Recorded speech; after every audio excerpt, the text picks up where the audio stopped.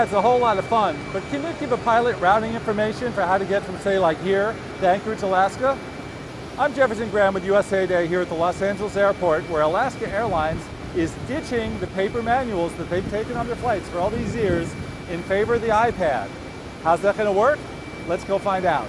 So you have this big bag, and everybody wonders, what's this bag? What's in this bag?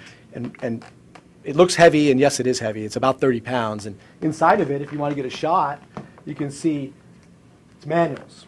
It's paper, and what happens is every couple weeks or more or less, these manuals need to be updated. Along comes the iPad. Okay. So now what we've done is we have this beautiful device, and we have an app that we're using called Goodreader. And on Goodreader, all these manuals are there. And right now, this bag, I have to bend over, and again, it's 30 pounds, and I have to be careful not to bump the circuit breakers. And I have to lean that over and do that.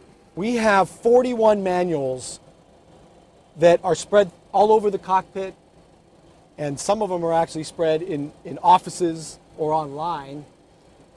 They're all right here. Randy, I want to ask you some of the stupid questions that passengers will ask you, okay? Sure. Let's start with, why do I have to turn my iPad off if you get to have your iPad on? Well, again, you have to have it off below 10,000 feet, and that's because it's a federal aviation regulation. It's an FAA rule. It's an FAA rule. Your simply iPad is off, just like theirs is off. At this point, yeah. You've got your iPad in there. You're watching Netflix. You're playing Angry Birds. What all are you doing in there? We're prohibited through company policy and also the FARs, and we're professional pilots, and we just don't do it. What if your iPad runs out of juice while you're flying? Well, that's a good question. We are required to show up for our flight with at least 50% battery. And we have two of them, the first officer and the captain. We each have our own.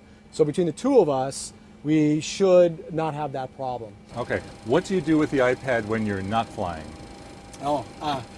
You know, I really don't use my laptop as much as I used to now. I'm able to use the internet feature while I'm sitting on the couch, keep up with emails.